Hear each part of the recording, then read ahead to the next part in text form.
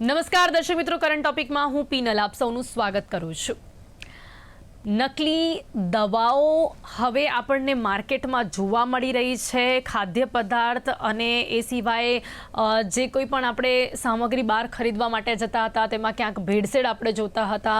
એની સાથે સાથે આપણે જોયું કે ક્યાંક કપડાનું માર્કેટ હોય કે પછી કોઈ પણ વસ્તુ આપણે ખરીદીએ એમાં કંઈક આપણને ભેળસેળ જોવા મળે। પણ હવે આપણને નકલી દવાઓ એટલે કે દવાઓમાં પણ ભેળસેળ સામે આવી રહી છે। હવે બાકી શું રહ્યું છે? બહુ જ સવાલો ઊભા થાય છે કે એ દવાઓ કે જે લોકોના આરોગ્ય માટે હોય છે, જે લોકોના આરોગ્યમાં સુધારો કરવા માટે હોય છે, હવે એ જ દવાઓમાં ભેળસેળ। એટલે તમે વિચારો કે તમે બીમાર છો અને તમે સાજા થવા માટે જે દવાઓ ખરીદી રહ્યા છો, ઘણા ગરીબ વર્ગના લોકો હોય ને એ લોકો પણ સાજા થવા માટે જ્યારે દવા લેતા હોય મજબૂરીમાં, ત્યારે વિચારો કે એ દવા એમની માટે હાનિકારક હોય, એટલે કે દવાઓમાં જ ભેળસેળ હોય। આ પ્રકારની સ્થિતિ હવે આપણા ગુજરાતમાં જોવા મળી રહી છે। ખાદ્ય પદાર્થ તો અત્યાર સુધી ભેળસેળવાળા આપણને જોવા મળ્યા ને એમાં આપણે એવું પણ લોકોને સલાહ આપીએ કે આપણે બહારનું ના ખાઈએ, પણ જ્યારે હવે દવાઓમાં જ ભેળસેળ હોય ત્યારે આપણે લોકોને શું સલાહ આપીએ? કારણ કે દવાઓ તો કોઈ પોતાની મરજીથી તો ખાય નહીં, એ મજબૂરીની વાત છે કે જ્યારે સાજા થવા માટે દવાઓ ખાવામાં આવે ને એમાં એક તો પહેલાં મોંઘવારી હોય, એક તો જ્યારે તમે હોસ્પિટલમાં દવાખાનાના પગથિયા ચડો ત્યારથી જ તમારું જે બિલ બનવાનું શરૂ થાય, અને એમાં પણ મજબૂરી, કારણ કે સાજા થવા માટે દવાઓ જરૂરી અને હવે એ દવાઓમાં પણ થઈ રહી છે ભેળસેળ, અને એ પ્રકારની ભેળસેળ કે જે આપને વધુ બીમાર કરી શકે છે। અમદાવાદ, વડોદરા, સુરત અને રાજકોટમાં નકલી દવાના વેચાણનો પર્દાફાશ થયો છે। અમદાવાદ, વડોદરા, સુરત અને આ રાજકોટ આ શહેરો છે જેમને મોટા શહેરો ગણવામાં આવે છે, મેગા સિટીઝ કહેવામાં આવે છે। ત્યાં આગળ ફૂડ એન્ડ ડ્રગ્સ વિભાગના જ્યારે દરોડા પડ્યા છે ત્યારે આ સામે આવ્યું છે કે ચોકના પાવડરથી દવાઓ બનાવવામાં આવતી હતી। ચોકનો પાવડર એ દવાઓમાં ભેળવામાં આવી રહ્યો છે અને એ દવાઓ આપણે ખાઈ રહ્યા છે કે બીમાર લોકો ખાઈ રહ્યા છે। અહીંયા ગુજરાતમાં જે ડુપ્લિકેટ દવાઓ મળી રહી છે, 4 શહેરોમાંથી 17 લાખની ડુપ્લિકેટ સ્પ્યુરિયસ એલોપેથિક દવાઓ જપ્ત કરવામાં આવી છે। આ દવાઓ લોકોના સ્વાસ્થ્ય માટે અત્યંત હાનિકારક સાબિત થઈ છે, અને આ સૌથી મોટી શરમજનક બાબત છે કે જ્યારે મેડિકલ ક્ષેત્રોમાં આપણને આવી પ્રકારની ભેળસેળ જોવા મળે કે જ્યારે આપણે બધી જ રીતે મેડિકલ ક્ષેત્રો ઉપર ત્યારે ડિપેન્ડન્ટ થઈ જઈએ કે જ્યારે આપણું સ્વાસ્થ્ય ખરાબ હોય, કે જ્યારે આપણે બીમાર થઈએ, અને જેમાં આપણને કોઈ નોલેજ ના હોય, માત્ર આપણે મેડિકલ સ્ટોરવાળા વ્યક્તિ ઉપર ભરોસો કરીએ, એ ડૉક્ટર ઉપર ભરોસો કરીએ કે ડૉક્ટરને આપણે ભગવાન માનીએ, એ જે પ્રિસ્ક્રિપ્શન આપે એ દવાઓ આપણે લઈએ અને દવાઓ આપણે ખાઈએ અને આપણને એવું લાગે કે આપણે એનાથી સાજા થઈશું। પરંતુ જ્યારે એમાં જ ભેળસેળ સામે આવતી હોય ત્યારે વ્યક્તિ માટે કેવા પ્રકારની પરિસ્થિતિ ઊભી થાય, સામાન્ય જનતા માટે, ગરીબ વર્ગ માટે કેવા પ્રકારની પરિસ્થિતિ ઊભી થાય, તમામ મુદ્દાઓ પર વાત કરીશું। અને એની સાથે ખાસ વાત કરીશું કે ખરેખર દવાઓ કેવી રીતે બનાવવામાં આવે છે। શું આપણે એક સામાન્ય વ્યક્તિ તરીકે દવા સારી છે, ખોટી છે, ખરાબ છે, નથી ખરાબ, ભેળસેળવાળી છે, શું આપણે આ પોતે ઓળખી શકી છે? આ તમામ બાબતો પર ચર્ચા કરીશું, જેની માટે મારી સાથે જોડાયા છે જીતુલ પટેલ છે, જેઓ મેમ્બર છે ગુજરાત સ્ટેટ ફાર્મસી કાઉન્સિલના। ડૉક્ટર દિલીપ મહેશ્વરી આપણી સાથે જોડાયા છે, ડિરેક્ટર છે એલજે યુનિવર્સિટીના એમજે ફાર્માના। આપ બંનેનું સ્વાગત છે। Welcome to current topic. નમસ્કાર જીતુલભાઈ, સૌથી પહેલા આપને સવાલ કરીશ, આ પ્રકારની ભેળસેળ ખૂબ જ શરમજનક કહી શકાય છે। હવે માનવતા મરી પરવાડી છે, હવે પૈસા કમાવા છે। આપણે હોસ્પિટલ્સમાં પણ કૌભાંડ જોતા હોઈએ છીએ કે જ્યાં લોકો એમના ભરોસે હોય, એટલે ડોક્ટર્સના ભરોસે હોય, ત્યાં પણ લોકો ભ્રષ્ટાચાર કરે છે, લોકોના જીવને જોખમમાં મૂકે છે। અને હવે આ નવું કૌભાંડ સામે આવી રહ્યું છે કે જેમાં દવાઓમાં ભેળસેળ થઈ રહી છે। મેકિંગ શું હોય છે, ક્યાં કઈ રીતે દવા બને છે, શું લોકોની પાસે સર્ટિફિકેટ હોવા જોઈએ, આ ખરેખર દવાઓ કેવી રીતે બનતી હોય છે, ને આ ભેળસેળ જે પ્રકારે કરવામાં આવી રહી છે એના પર આપનું શું માનવું છે જીતુલભાઈ? પિનલબેન, પહેલા તો તમે અહીં ઉપસ્થિત રહેવા બદલ તમારો આભાર। અને હું ગુજરાતના આરોગ્ય મંત્રી ઋષિકેશ પટેલ સાહેબ, ખોરાક અને ઔષધ નિયમન તંત્રના કમિશનર ખુશિયા સાહેબ અને આઈબીસીએલના હેડ દર્દી સાહેબ અને તેમની ટીમને ખૂબ જ અભિનંદન આપી। તેમને જે આ ડુપ્લિકેટ દવાનો જથ્થો પકડ્યો છે તેના કારણે હજારો જિંદગીનો જીવ બચ્યો છે એ પણ આપણે કહી શકાય। અને આ જોવા જઈએ તો પહેલા સમજવું પડશે, તમે જે મેડમ પ્રશ્ન કર્યો કે દવા કેવી રીતે બને છે અને કેવી રીતે માર્કેટમાં રિટેલ પેશન્ટ સુધી આવે છે, તો દવાનું એક ઓર્ગેનાઇઝ સેક્ટર છે આવ્યું। અને એમાં જ્યારે દવા મેન્યુફેક્ચરિંગ પ્લાન્ટમાંથી બને છે ત્યારે એના લાયસન્સ ધારાધોરણ પ્રમાણે બનતી હોય છે, એનું ટેસ્ટિંગ પણ થતું હોય છે અને એના સેમ્પલિંગ પણ થતા હોય છે। ત્યાંથી તેના મધર ડેપોમાં જતું હોય છે, મધર ડેપોમાંથી સીએનએફ C&F માંથી જે તે જિલ્લા અને જે તે શહેરના ડિસ્ટ્રીબ્યુટરના ત્યાં જતું હોય છે, ડિસ્ટ્રીબ્યુટરમાંથી ગુડ્સ આવતો હોય છે રિટેલને ત્યાં, અને રિટેલમાંથી દવા પેશન્ટ ખરીદતા હોય છે. પરંતુ આ જે લેભાગુ તત્વો થોડા જે 2-4 અને છાસવારે આપણે પકડાય છે, તો એમાં એ આખી સિસ્ટમનું બ્રેક કરવામાં આવે છે અને તે બીજા રાજ્યમાંથી ડુપ્લિકેટ દવા લાઈન સીધા રિટેલરને આપે છે. એટલે મારી વિનંતી વેપારીઓને પણ છે અને ફાર્મા કંપનીને પણ છે, જે ડિસ્ટ્રીબ્યુટરની જે નિમણૂક કરે છે, તો એ ફાર્મા કંપનીને પણ એટલી સ્ટ્રિક્ટનેસ લાવવી પડશે કે જે એનો ઓથોરાઇઝ ડિસ્ટ્રીબ્યુટર છે, તો જે બિન ડિસ્ટ્રીબ્યુટરને જે ગુડ્સ આપે છે, તો એ આપે અને જો એ પકડાય તો એનું તાત્કાલિક એનું ડિસ્ટ્રીબ્યુટરશીપ પણ લઈ લેવી પડે. અને ખોરાક અને ઔષધ નિયમન તંત્રને પણ ખૂબ જ નમ્ર અપીલ છે, ભાઈ આવા જેટલા પણ બિન અધિકૃત ડિસ્ટ્રીબ્યુટર છે, જે કંપનીના ઓથોરાઇઝ ડિસ્ટ્રીબ્યુટર નથી, એની ડિસ્ટ્રીબ્યુટરશીપ તાત્કાલિક કેન્સલ કરવી જોઈએ. તેમના ત્યાંથી વારંવાર સેમ્પલ લેવા જોઈએ, તો જ આનો પર્દાફાશ થશે. અને જે આમાં પકડાય એમાં સખ્તમાં સખ્ત સજા આપવાનું જો એ ચાલુ પણ આમાં થશે. ભેળસેળ થતી કેવી રીતે હશે જીતુલભાઈ? આમાં ચોકનો પાવડર ભેળસેળ કરવામાં આવ્યો છે. ભેળસેળમાં થાય છે, ભેળસેળ રીતે હોતું નથી. આમાં જે છે સિસ્ટમનો લૂપનો ફાયદો ઉઠાવવામાં આવે, જેવી કે ઓનલાઈન ફાર્મસી ગેરકાયદેસર અત્યારે ચાલી રહી હોય છે, જેમાં તમે અત્યારે જો આ ડુપ્લિકેટ દવા મેસોના માધ્યમથી પણ વેચાતી હતી. એટલે આ જે બધા લેભાગુ તત્વો પોતાના ઘરમાં કે નાની કોઈ જગ્યાએ જેનું કોઈ પણ જાતનું લાયસન્સ લેતા હોતા નથી, મેન્યુફેક્ચરિંગનું પણ લાયસન્સ લેતા હોતા નથી અને ડ્રગનું પણ લાયસન્સ લેતા હોતા નથી, અને તે પોતાના ઘરે પ્રિન્ટિંગ કરી અને એ બ્રાન્ડેડ દવાનું પ્રિન્ટિંગ કરીને એમાં ચોક અથવા તો ચારકોલ તો કોઈ પણ વસ્તુ ભેળસેળ કરી કેપ્સ્યુલ ટેબ્લેટ બનાવી અને સીધી માર્કેટમાં રિટેલને ત્યાં આપી દેશે. એટલે રિટેલને પણ મારી નમ્ર વિનંતી છે, ઓથોરાઇઝ સ્ટોકિસ્ટની સિવાય એમને કોઈ પણ જગ્યાએથી ગુડ્સ લેવો ના જોઈએ. 2-5% લાલચમાં તમે કોઈ વ્યક્તિના જીવન સાથી છેડી રહ્યા છો. એટલે તમે કલ્પના કરવાની, તમારા પરિવારનો કોઈ દવા લેવા જાય અને એને ડુપ્લિકેટ આવે, એના લીધે એને પગ કપાવવા પડે, એની કિડની ફેલ થઈ જાય, હાર્ટ ફેલ થઈ જાય, એ વિચારીને રિટેલરે આવું થયું પણ હશે કદાચ જતુલભાઈ, કદાચ આપણને અત્યારે આ ખબર પડી રહી છે કે જ્યારે આ દરોડા પાડવામાં આવ્યા છે, ને સાચું કહું તો મને તો બહુ નવાઈ લાગે છે કે આવું પણ થઈ શકે છે. કારણ કે કદાચ મને એવું લાગતું હતું કે આ એક ક્ષેત્ર એવું છે કે જ્યાં આવું ન થઈ શકે, પણ હવે માનવતા મરી પરવાડે છે. જેમ મેં કહ્યું કે અહીંયા પણ આવું થઈ રહ્યું છે, એટલે જે વ્યક્તિ સાજો થવા માટે જાય વધુ બીમાર થઈ શકે, ને કદાચ એવું પણ બન્યું હોઈ શકે, એવા પણ કેસીસ હશે કે જેમાં એ દવાઓ લેવાથી લોકો વધુ બીમાર પડ્યા હશે, કે કદાચ હું એનાથી પણ વધારે કહું કે લોકોનો જીવ પણ ગયો હશે. વિનોદભાઈ, તમારી વાત સાચી છે. અત્યાર સુધી આવું થતું જ નહીં, કેમ કે આ એક ઓર્ગેનાઇઝ સેક્ટર છે, તેમાં એક 3 ટાયર સિસ્ટમથી ચાલતું હોય. પણ જ્યારથી આ ઓનલાઈન ફાર્મસી અને ઓનલાઈન બિઝનેસ આ દવાના સેક્ટરમાં ચાલુ થશે, ત્યારથી છાસવારે આ ડુપ્લિકેટ દવાઓનું વેચાણ અને ડુપ્લિકેટ દવા કરતા લોકો આવે છે. તો કારણ જીતુલભાઈ, કે આપને એવું ઓનલાઈન લાગે ઉપર છે કે માત્ર ને માત્ર ઓનલાઈન દવાના વેચાણમાં થઈ રહ્યું હશે? મેડમ 100% સાચું. ઓનલાઈનના લીધે કોમ્પિટિશન જે એમને કરી, જે આ દવાનું માર્જિન ફિક્સ છે મેડમ. જે DPCO જે છે એમાં 8 અને 16% માર્જિન હોય છે, અને જે પ્રિસ્ક્રાઇબ ડ્રગ હોય છે એમાં 10 અને 20% માર્જિન હોય છે. તો ઓનલાઈન વાળા પોતે 25 થી 30%, 35%, 40% ડિસ્કાઉન્ટ આપતા હોય છે. તો એટલું માર્જિન તો કોઈ પણ મેડિસિનમાં હોતું જ નથી મેડમ. તો એ માર્જિનને સર્વાઈવ કરવા માટે જ્યાંથી સસ્તું મળે ત્યાંથી શોધતા હોય છે. એટલા માટે જે આ જે સસ્તું ક્યાં મળવાનું છે, કંપની જે એની PTS ને બધું આમાં ફિક્સ હોય છે. આમાં આપણા જેવું શાકભાજી કે કરિયાણા જેવું હોતું નથી, ભાઈ રોજ ભાવના ચઢાવ ઉતાર થાય. આના માટે સ્પેશિયલ NPPA નું ફોર્મેશન થયેલું હોય છે, ડ્રગ પ્રાઇસ કંટ્રોલ ઓથોરિટી રહેલી હોય છે. એમાં કોઈ પણ ભાવ વધારો સરકારની મંજૂરી વગર થતો નથી અને પ્રાઇસ ફિક્સ હોય છે. જેથી આનું માર્જિન પણ ફિક્સ રહેલું હોય છે, રિટેલરને એમનું પોતાનું માર્જિન, ડિસ્ટ્રીબ્યુટરને અને C&Fને.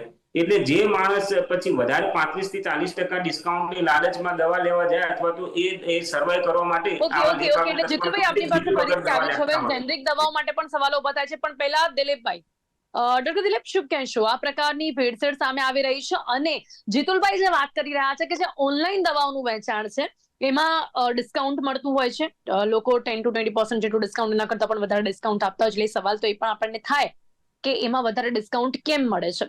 તો શું આપ પણ માનો છો કે આ પ્રકારની જે ભેળસેળ છે એ ઓનલાઈન દવાઓના વેચાણમાં થતી હશે? કારણ કે અહીંયા તો અમદાવાદ, વડોદરા, સુરત અને રાજકોટમાં ફૂડ એન્ડ ડ્રગ્સ વિભાગે જે દરોડા પાડ્યા છે, કદાચ મેડિકલ સ્કૂલમાં જ પાડ્યા છે. તો આપનું શું માનવું છે એને લઈને?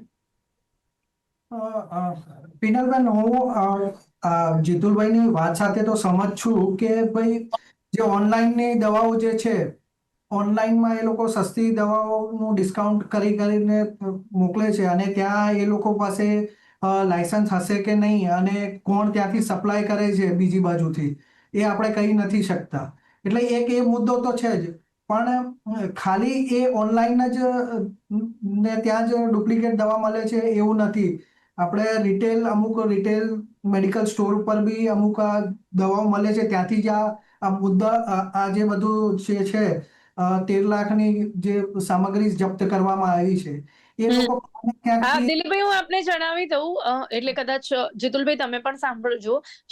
આપણા શહેરના વટવા, અમરાઈવાડી અને બાપુનગરના વેપારીઓને ત્યાંથી જ આ જથ્થો મળ્યો છે, કે જે કોઈ ઓનલાઈન નથી, ત્યાં આગળ વેચાણ થતું હતું ને ત્યાંથી જ આ જથ્થો. હું તમને એ જ જણાવું છું, જે જથ્થો મળે એ બિનઅધિકૃત રીતે પોતાના ઘરમાં મેડિસિન રાખતા હતા અને ગુજરાત બહારના રાજ્યોમાંથી દિલ્હી, હરિયાણા, રાજસ્થાનથી ડુપ્લિકેટ દવા લાવતા હતા અને એ વેપારીઓને એ 50% ભાવથી વેચતા હતા વિધાઉટ બિલ. અને એ જે ડિસ્કાઉન્ટની લાલચમાં, એટલે જ હું પેશન્ટને પણ હું નમ્ર વિનંતી કરું છું જે આ ચેનલ સાંભળી રહ્યા છે એમને, જ્યાં વધુ ડિસ્કાઉન્ટની તમને ઓફર કરે ને તો ત્યાં પહેલે શંકાના ધોરણથી તમે એમને પૂછજો કે જેન્યુઅલ છે કે નહીં, કાં તો ત્યાં લેવાનું જ ટાળજો. નહીં તો એ તો લોકોને ખબર જ કેવી પડે. દિલીપભાઈ શું કહેશો? આ વેપારીઓને ત્યાંથી મળ્યું, હવે આપણે એવો અંદાજો તો ના લગાવી શકીએ કે ઓનલાઈન જ વેચશે. ચોક્કસપણે એ ત્યાં આગળ કોઈ પણ મેડિકલ સ્ટોર પર પણ વેચવાના જ હશે. મારી પાસે એક રિપોર્ટ છે જેમાં એપ્રિલ 2024 થી માર્ચ 2025 સુધી 3104 દવાઓ એ not for standard quality NSQ જે છે, central drug standard control organisation CDSCO, જેમણે પોતે રિપોર્ટ આ જાહેર કરેલી છે. તો આટલી બધી જે દવાઓ જે છે એ નકલી બની છે કે એનું સ્ટાન્ડર્ડ ગુણવત્તા બરાબર નથી. એમાંથી 245 તો સ્પુરિયસ ડ્રગ કહેવામાં આવી છે, એમણે કેટેગરાઇઝ કરી છે. તો હવે આની અંદર ક્યાંક ને ક્યાંક આપણા કાયદા કાનૂન અને જે વસ્તુ છે એ કડક કરવાની જરૂર હવે આવી ગઈ છે. કારણ કે તમે જેમ વાત કરી અને હું બી જેમ વાત કરું છું કે નોર્મલ માણસ છે, એ નોર્મલ માણસને જ્યારે કંઈક ડિસીઝ કન્ડિશન, જ્યારે એને કંઈક ખાસ બીમારી હોય અને ત્યારે એને દવા લેવાની હોય અને એ દવા બરાબર ના હોય, જેમ કે આમાં એક રિપોર્ટમાં મળ્યું છે કે ઓગમેન્ટિન એક ગ્લેક્સો કંપનીની છે દવા, બરાબર, એ ગ્લેક્સોની દવા જે છે એ ઓગમેન્ટિન 45 રૂપિયાની એક ગોળી આવે છે અને હાઈ એન્ટીબાયોટિક હોય છે અને સિવિયર જ્યારે ડિસીઝ તમને ઇન્ફેક્શન થયું હોય છે ત્યારે ડ્રગ પ્રિસ્ક્રાઇબ થાય છે ડોક્ટર દ્વારા. અને એની અંદર જો ચોક ભેળસેળ કરવામાં આવે, ના કે એની ડ્રગ હોય, તો પેશન્ટને ક્યાંથી એમાં એને ફાયદો થવાનું છે? અને એ ફાયદો તો નથી થવાનું, એનું ડિસીઝ વધવાનું છે અને એની આડઅસર બીજી થશે એ અલગ. આ પ્રકારની ગતિવિધિઓ આપણા દેશમાં ચાલે છે, બીજા સ્ટેટમાં વધારે ચાલે છે. જેમ જીતુલભાઈએ કીધું, ત્યાંથી એ વાયા અલગ અલગ બોર્ડરથી પાસ થઈને આપણે ત્યાં વેચવામાં આવે છે. આપણે ત્યાં જે ડ્રગ મેન્યુફેક્ચરિંગ છે, આપણે 70% ઇન્ડિયાને આપણે અહીંયાથી ડ્રગ સપ્લાય કરી રહ્યા છે. આપણી ત્યાં રાઇડર્સ સ્ટોરેન્ટથી લઈને બધી મોટી મોટી કંપનીઓ છે. પણ દિલીપભાઈ, આ કોઈ કપડાનો વેપાર નથી કે આ પછી કોઈ સામાન્ય વસ્તુઓનો વેપાર નથી કે ક્યાંકથી બી આવ્યું ને ક્યાંકથી પણ વેચાયું, કંઈ પણ માર્જિન લગાવ્યું, લોકોને ફિટ થયા, કપડા લઈ ગયા. આ તો વાત છે મેડિસિનની. આની પણ કોઈ પ્રોસેસ હોય, કોઈ એક એવી પ્રોસેસ કે જેથી કરીને લોકોના સ્વાસ્થ્યની સાથે છેડા ના થાય. મને તો એ પ્રોસેસ પણ હવે નથી સમજાઈ રહી કે એ શું હોય છે. પ્રોસેસમાં જનરલી કેવી રીતનું હોય છે કે મેડમ, કોઈ બી જગ્યાએ દવાનું મેન્યુફેક્ચરિંગ થતું હોય છે, ત્યાંથી સેમ્પલ લેવામાં આવે છે અને આપણી અલગ અલગ ગવર્મેન્ટની લેબ્સ હોય છે, એની અંદર ટેસ્ટિંગ કરવામાં આવે છે. ત્યાંથી એમનું અપ્રુવલ એ રેન્ડમલી કરવામાં આવે છે. સપોઝ 1 લાખ ટેબ્લેટ બની છે, 1 લાખ ડોલો ટેબ્લેટ આ કંપનીએ બનાવી છે. હું અહીંયા એક્ઝામ્પલ આપું છું તમને, કારણ કે એ બહુ કોમન દવા ચાલે છે, એટલે બિલકુલ.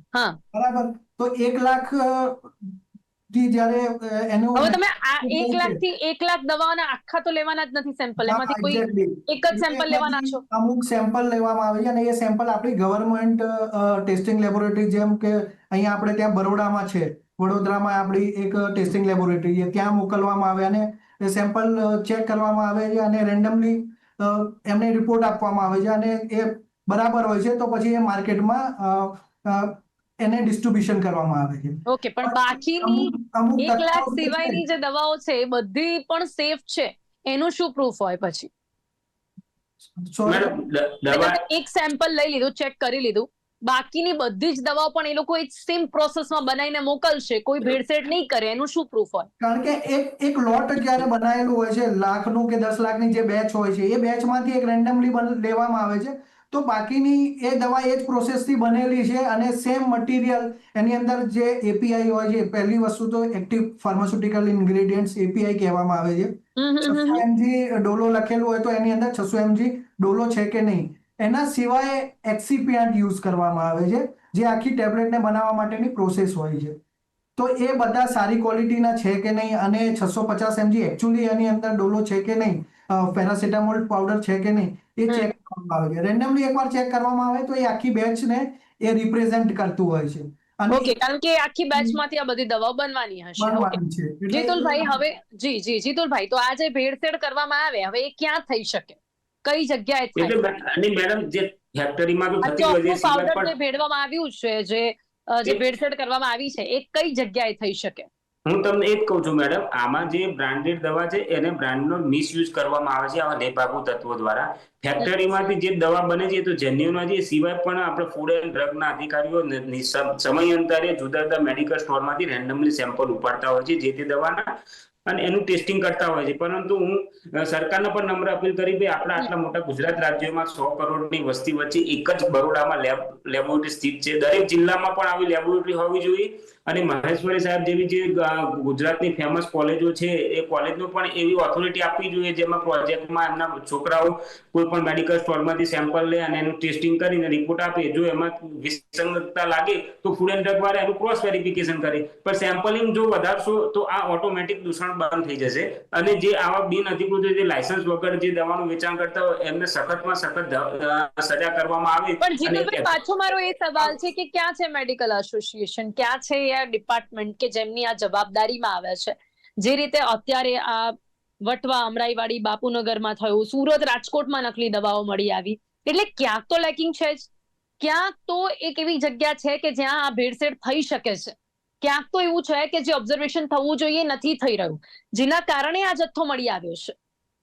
અમદાવાદમાં પણ જે પકડાય છે એના જોડે કોઈ ડ્રગ લાયસન્સ હતું જ નહીં. એ પોતાના ઘરે એ જ મારો સવાલ છે કે જ્યારે લાયસન્સ હોવાની જરૂરિયાત છે, ન હોવા છતાં દવાનું વેચાણ કઈ રીતે થતું હોય છે?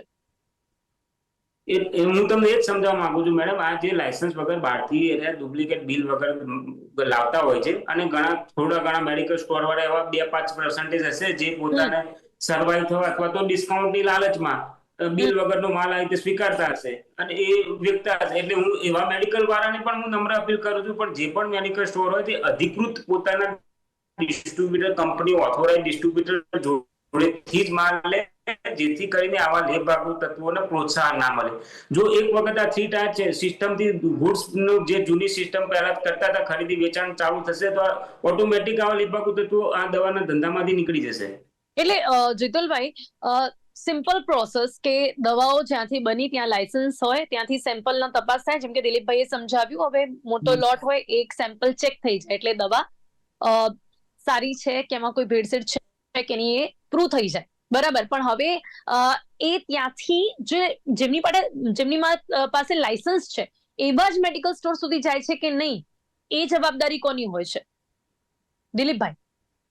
એ ફૂડ એન્ડ ડ્રગની જવાબદારી હોય છે બેન. એની ફૂડ એન્ડ ડ્રગના ડ્રગ ઇન્સ્પેક્ટરો સમયાંતરે આ ચેકિંગ કરતા હોય છે અને ડ્રગ લાયસન્સ છે કે નથી કે એના ત્યાં સેમ્પલિંગ બિલની તપાસની રેકોર્ડ એ બધી એક એસઓપી અને ડીએનસી એક્ટ પ્રમાણે રૂટીન તપાસ થતી જ હોય છે. એટલે જ આપણા ગુજરાતમાં અત્યારે જુઓ તો ગુજરાતનું ફૂડ એન્ડ ડ્રગ વિભાગે હવે દરોડા પાડ્યા છે, પણ ત્યાં પહેલા ક્યાંક મોનિટરિંગ અને ઓબ્ઝર્વેશનમાં લેકિંગ રહ્યું, જેના કારણે આ દવાઓ ત્યાં સુધી પહોંચી.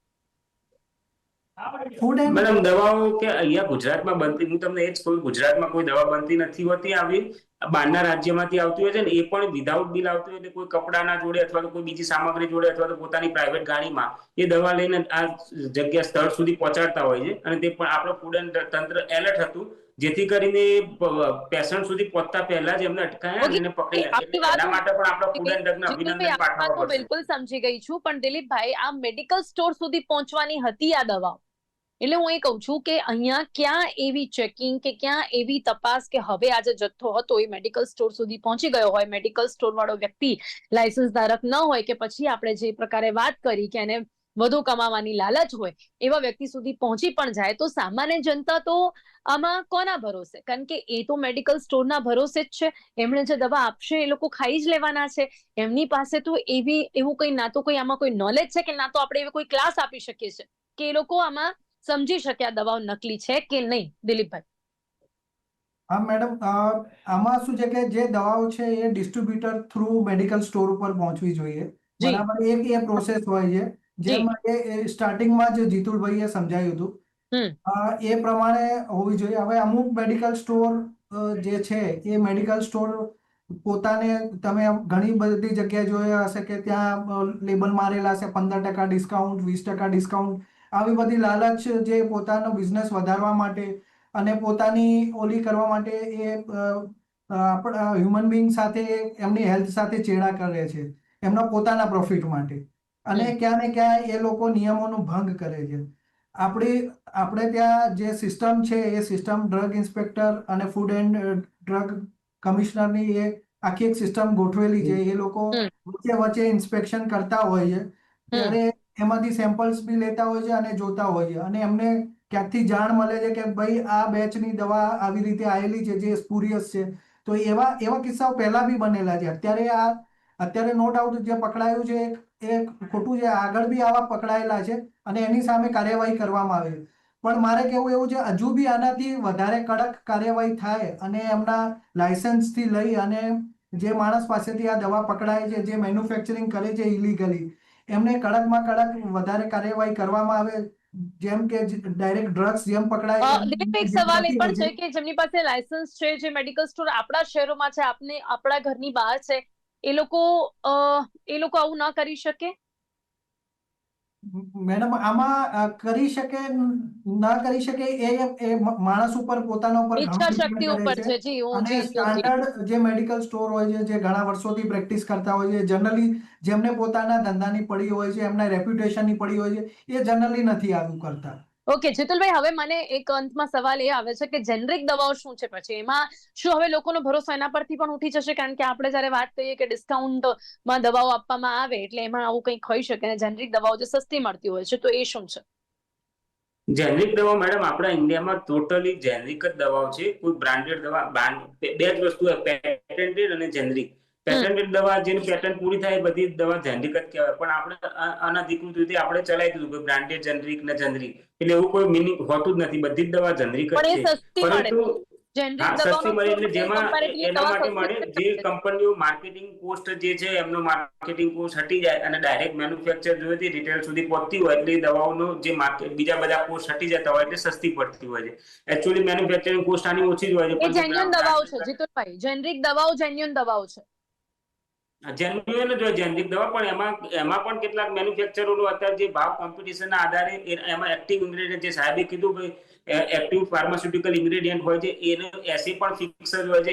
તમારે 90 થી 110% હોવું જોઈએ, પણ કેટલાક કોમ્પિટિશનની લાલચમાં એક્ટિવ ઇન્ગ્રેડિયન્ટ ઓછું નાખતા હોય છે, જેથી કરી જેનરિક દવાના પણ સેમ્પલિંગ થવા જોઈએ અને રેગ્યુલર થવા જોઈએ. અને સમય એ આપણી થવા પાસે માટે ઓછો આપણે છે, જે પણ જનતાને એક સવાલ કદાચ ચોક્કસપણે મનમાં હશે.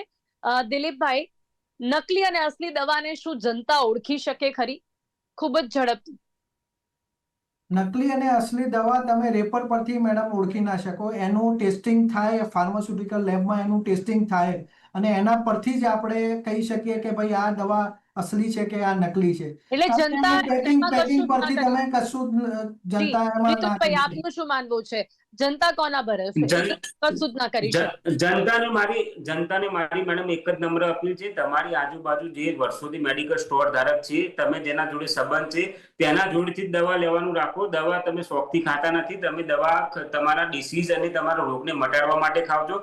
તમે એક મહિનામાં એક વખત હોટલમાં ઓછા જજો. હોટલમાં જાઓ ત્યારે તમે ક્યાંય ડિસ્કાઉન્ટ નથી માંગતા. ઉપરથી તમે વેટરને 25, 50, 100 રૂપિયા ટીપ આપી નીકળો છો.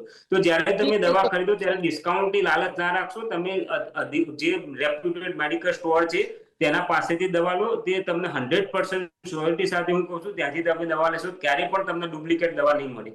જી બિલકુલ, અને હું કહીશ કે વધુમાં વધુ આ જ રીતે તપાસ કરવામાં આવે ને ઓલ ઓફ સડન જ્યારે આ રીતે ક્યાંય પણ દરોડા પાડવામાં આવશે તો આવા ભ્રષ્ટાચારીઓને આવા લોકો પણ અટકશે કે ક્યાં એમનું લાયસન્સ પણ એ ગુમાવી શકે છે કે પછી ક્યાંક એમને સજા થઈ શકે છે. ત્યારે કદાચ આ બાબત જે છે સામે આવી છે તે અટકી શકે છે. સમય અહીંયા સમાપ્ત થાય છે. જતુલજી, દિલીપજી, આપ બંને મારી સાથે ચર્ચામાં જોડાયા તે બદલ આપનો ખૂબ ખૂબ આભાર. Thank you so much. Thank you. તો ગુજરાતની જનતા ડુપ્લિકેટ દવાઓથી સાવધાન. અત્યાર સુધી તો ખાદ્ય પદાર્થોમાં થઈ રહી હતી ભેળસેળ, ને હવે એ દવાઓ કે જે આપણા સ્વાસ્થ્યને સારું કરવા માટે આપણે લેતા હોઈએ છીએ એમાં પણ થઈ રહી છે ભેળસેળ. એટલે કે ચોકનો પાવડર દવામાં ભેળવામાં આવી રહ્યું છે અને આને આપણે કોઈ પણ રીતે નથી ઓળખી શકતા. આપણે ન તો ડૉક્ટર છીએ, ના તો આપણે એવા કોઈ સાયન્ટિસ્ટ છીએ કે જેનાથી આપણે આ ઓળખી શકીએ. માત્ર આપણે એક વસ્તુ કરી શકીએ છીએ કે આપણને જો ડિસ્કાઉન્ટ મળી રહ્યું છે, ઓછા પૈસે દવા મળી રહી છે, તો આપણે થોડું અટકીએ. બીજી બધી બાબતમાં આપણે થોડુંક કંજૂસી કરી લઈએ, પરંતુ અહીંયા નહીં, કારણ કે આ બાબત આપણા સ્વાસ્થ્યની છે અને કંઈક પણ એવું લાગે તો આપણે કમ્પ્લેન પણ કરીએ. ને એની સાથે આવા ભ્રષ્ટાચારીઓ કે જે વિધાઉટ એની લાયસન્સ આ રીતે દવાઓ માં પાવડર મિક્સ કરીને વેચી રહ્યા છે, એ લોકો પોતાની અંદરની માનવતાને જગાડે, કારણ કે તમારા થોડા પૈસાની લાલચમાં લોકોનો જીવ પણ જઈ શકે છે. કરંટ ટોપિકમાં અત્યારે બસ આટલું જ. ફરીથી મળીશું એક નવા વિષયની સાથે. ત્યાં સુધી રજા આપશો. નમસ્કાર.